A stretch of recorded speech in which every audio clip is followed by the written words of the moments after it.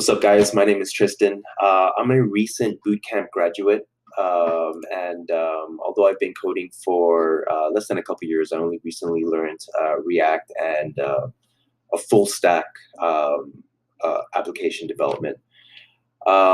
So what I'm going to be making today is going to be a MERN stack app, and this video is going to be a series that's going to go through different parts of creating that full stack app.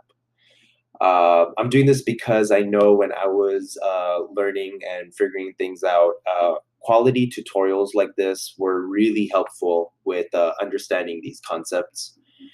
So what we're going to be building is a MERN stack app. We're going to be using Redux and React.js for the front end. Redux is a state management system. We're going to be using Node.js with Express and Mongo for the back end. We're also going to be hosting this on Heroku, and we're going to be using Postman for some API testing, and we're going to use also mLab to help host our database. Okay, with that said, let's start coding.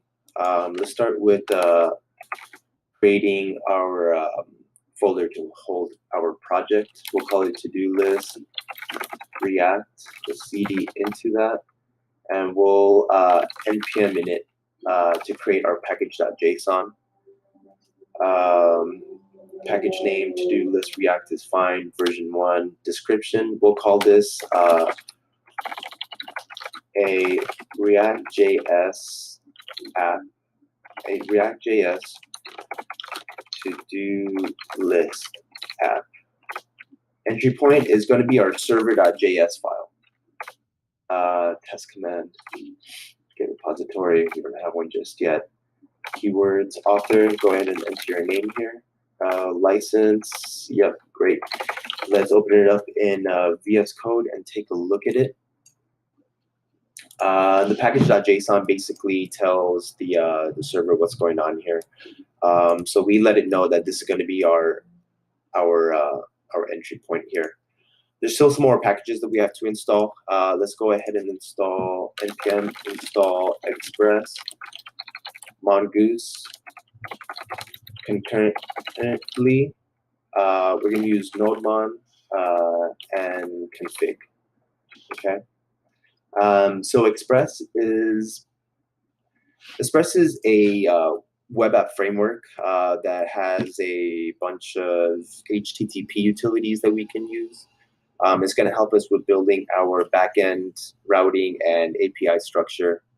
Mongoose is going to be a library that we're going to use to help create our schema-based models for Mongo database. Concurrently just lets us run 2 servers at the same time for development purposes. We're going to be running our Node server and our front-end React server at the same time, so concurrently will help us do that. Nodemon is to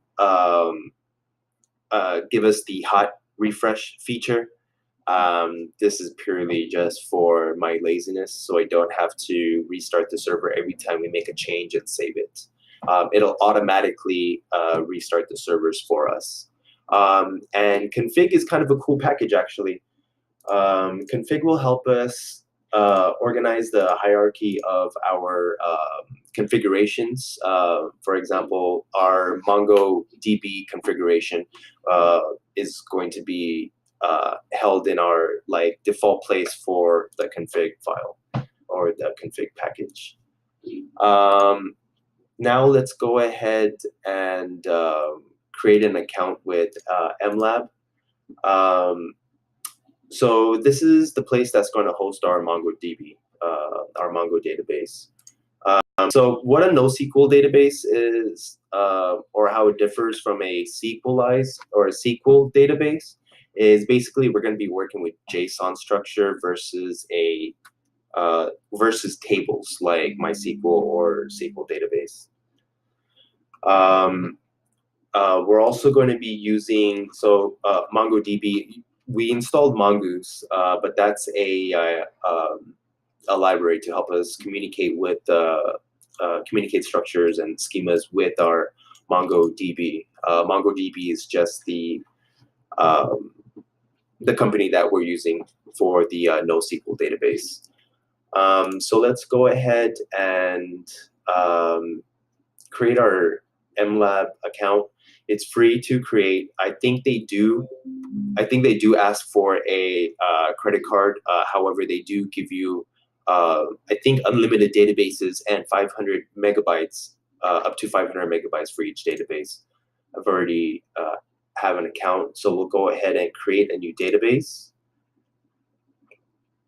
We'll use, we can use any one of these. I really like Google. We'll go with the free plan, and they only have this one region here.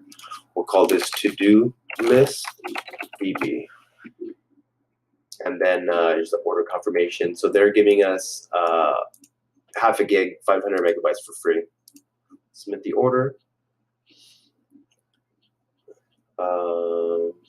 There we go. It's creating this. Let's go ahead and go into the database. And we're going to have to create a user to access and edit the database. So we'll call this admin and put in your password. We're not going to make it read-only because we have to edit the database. We don't need to save that. However, we do need this. This is the URI that we're going to use, and we're going to use config with this. So let's go ahead and go back to our code. Let's create the config folder with a file in here called default.json. We're just going to make this a JSON object, and we're going to call this Mongo URI, and the value is going to be that link that we took. Configuration.